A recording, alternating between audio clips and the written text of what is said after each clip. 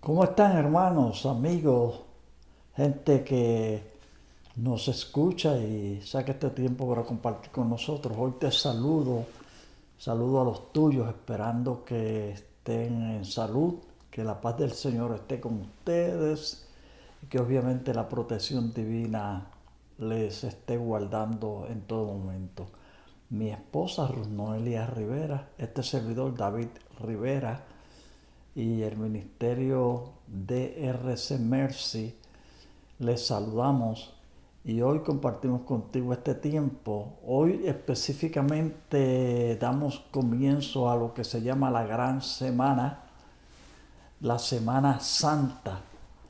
¿Y qué es la Semana Santa? Los pueblos cristianos celebran durante esta semana los acontecimientos de los últimos días de nuestro Señor y Salvador Jesucristo aquí en la tierra.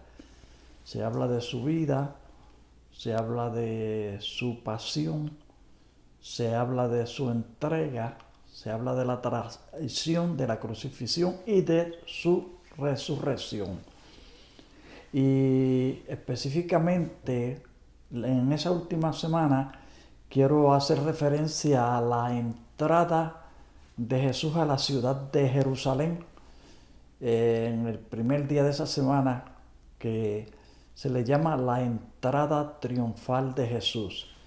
Y quería dar lectura al capítulo 11 del Evangelio según San Marcos, porque ahí nos dicen estos versículos en una forma clara y amplia lo que aconteció ese día, y que yo quería que tú lo tengas bien en mente y claro.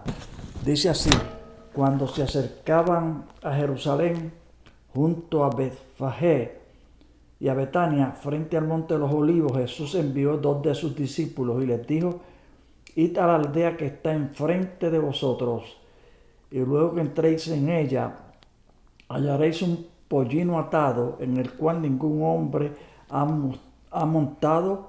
Desatadlo y traédmelo. Y si alguien os dijere: ¿por qué hacéis esto?, decid que el Señor lo necesita y que luego lo devolverá. Fueron y hallaron el pollino atado afuera a la puerta en el recodo del camino y lo desataron. Y unos de los que estaban allí les dijeron: ¿qué hacéis desatando el pollino? Ellos entonces les dijeron como Jesús había mandado, y los dejaron.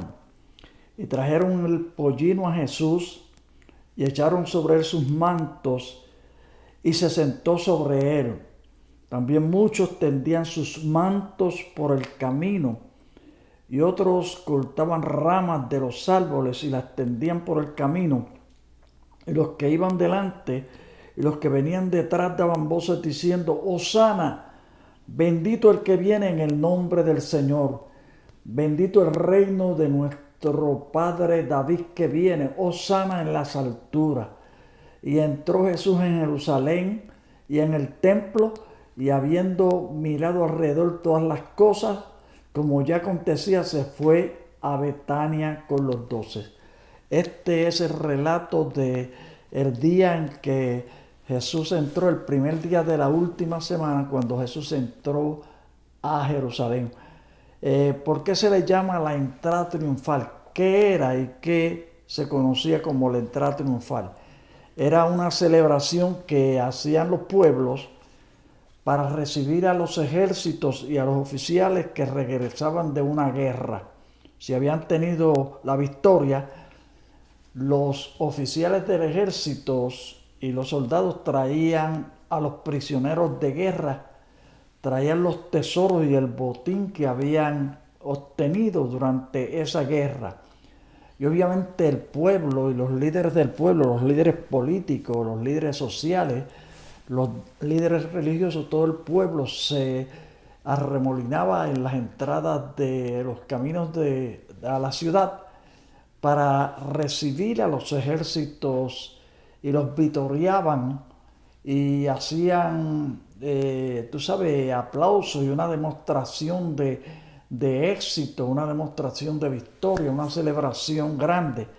Los generales del ejército caminaban al frente, casi siempre montados en unos carruajes muy bonitos y muy adornados, o montados en caballos, unos corceles tremendos. Ellos entraban y luego seguía el ejército y luego traían a los prisioneros y luego entonces se exhibía el botín y todos los tesoros que habían conquistado en la guerra. Y obviamente se anunciaba con música en los altoparlantes, gente vitoreando a los líderes y hablando de las grandes hazañas, de los grandes logros. Bueno, era una celebración tremenda, era una celebración de victoria, de éxito, la cual todo el pueblo se gozaba y todo el pueblo celebraba. Por eso se le llamaba la entrada triunfal.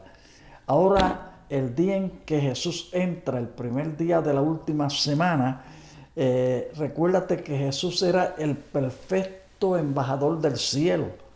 Era Emmanuel, Dios con nosotros.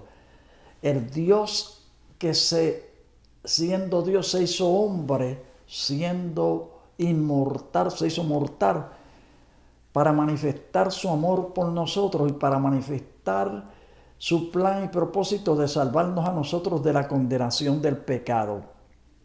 Él, al llegar a Jerusalén, había sido el conquistador que por los últimos 3 años se enfrentó a los mayores enemigos que podía encontrar el hombre, los mayores enemigos que podía encontrar la humanidad, y los venció a todos antes de llegar a Jerusalén. O sea que en estos 3 años y medio antes de él llegar este día a Jerusalén, él había vencido al mayor enemigo de nosotros los seres humanos y de todo el mundo. Había vencido al diablo. Él se enfrentó a la muerte y resucitó a la gente muerta, demostrando su victoria sobre la muerte, su poder sobre la muerte. A todos los enfermos que en este tiempo los trajeron a él para que los sanara, él sanó a todos los enfermos. Él mostró para la gente necesitada y para la gente hambrienta, suplió las necesidades de comida, socorrió a los necesitados, a la gente en la pobreza. Él mantuvo a sus discípulos, los 12 discípulos y a su familia los mantuvo. Nunca le faltó a ellos la comida, nunca le faltó las cosas para el hogar, porque él a sus empleados los atendió muy bien. Él enseñó las verdades que le abrían el camino a toda la humanidad, a toda la gente, le abrían el camino a los hombres para vivir en paz con Dios, para vivir en paz entre ellos, para vivir en libertad. Le enseñó el camino de la victoria, le enseñó el camino al cielo, cuando les dijo: yo soy el camino, yo soy la verdad, yo soy la vida, nadie va al Padre sino por mí. De manera tal que cuando Jesús llega a Jerusalén había unas conquistas que ningún otro hombre, que ningún otro ejército, que ningún político, que ningún religioso, que ningún líder de pueblo había conquistado y había logrado. Él las había logrado. Quiere decir que conociendo todas estas conquistas y todos los récords, era digno de que todos los líderes religiosos, todos los líderes políticos, toda la gente se aglomara para recibirlo a él. Sin embargo, en la lectura que hemos dado de Marcos capítulo 11 y que los 4 evangelios registran este acontecimiento, no encontramos eso. ¿Dónde están los líderes religiosos? ¿Dónde están los líderes políticos? ¿Dónde está la celebración de ese líder victorioso, de ese Hijo de Dios que había manifestado su amor, que había manifestado su poder, que había manifestado su propósito y su deseo de hacer lo que nadie podía hacer? Hacer lo que en los evangelios registran: Cristo Jesús vino al mundo para salvar a los pecadores, lo que dijo el apóstol San Pablo. Él vino para salvar a los pecadores, Él vino para sanar a los enfermos, Él vino para libertar a los oprimidos y cautivos por el diablo, porque Él era Dios con nosotros, Emmanuel. Y mereciendo ese gran homenaje, mereciendo esa gran fiesta de recibimiento, encontramos que hay un pueblo que está oprimido, hay un pueblo que vive bajo el látigo del Imperio Romano y que deseaba ser libertado de esa esclavitud. Y esa gente son los que se aglomeran, el pueblo que está en pobreza, el pueblo que está en necesidad.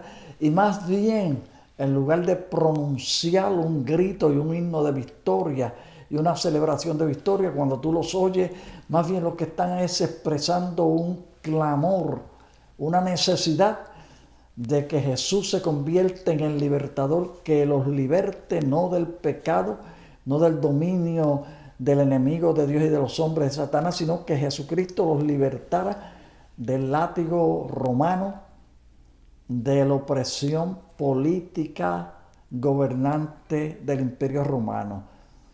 Por eso decía, oh sana, oh salva ahora, salva ahora. O sea, manifiesta tu poder y conviértete en nuestro libertador. Estamos esperando a un fuerte político, a un fuerte líder, a un poderoso líder que nos liberte de esta esclavitud. Jesús escuchó la voz de ellos y mira cómo en una expresión de humildad, en una expresión de compasión y de misericordia, Él sube montado en un pollino, no viene en un jinete, no viene en un carruaje, no viene en una cabalgadura con un caballo. No hay ostentación, no hay orgullo, no hay vanidad, no hay pretensión, sino hay una manifestación de humildad, hay una manifestación de paz, hay una manifestación de compasión por la condición de esta gente.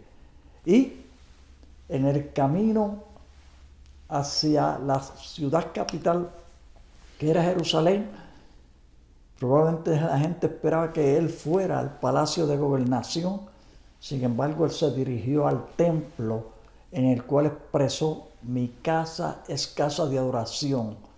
Se expresó que era en el templo donde él esperaba encontrarse con la gente que reconocieran que Dios es Dios, que reconocieran que era el Hijo de Dios, el Jesús, y que le dieran la alabanza y la adoración de la cual Dios es digno y merecedor, que se cantaran los cánticos de celebración, los cánticos de victoria, y hubiera una celebración por todos los beneficios que a través de él habían recibido de Dios. No fue así. Lo que encontró allá fue gente distraída comerciando, gente distraída en sus asuntos, pero no encontró la adoración, no encontró la reverencia, no encontró la inclinación que debían tener los hombres para buscar a Dios, del cual viene la salvación.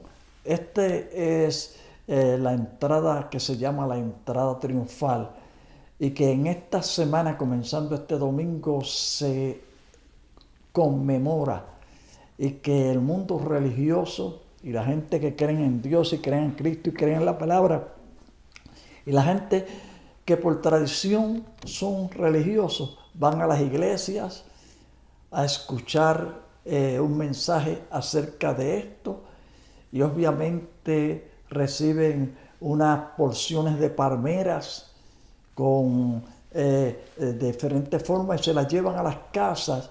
Y no sé cuál es el pensamiento, no sé cuál es el sentimiento, no sé, pero no se ve una conducta de adoración, no se ve una conducta de reconocer lo que dice el Salmo 100, reconocer que Jehová Él es Dios, Él nos hizo y no nosotros a nosotros mismos.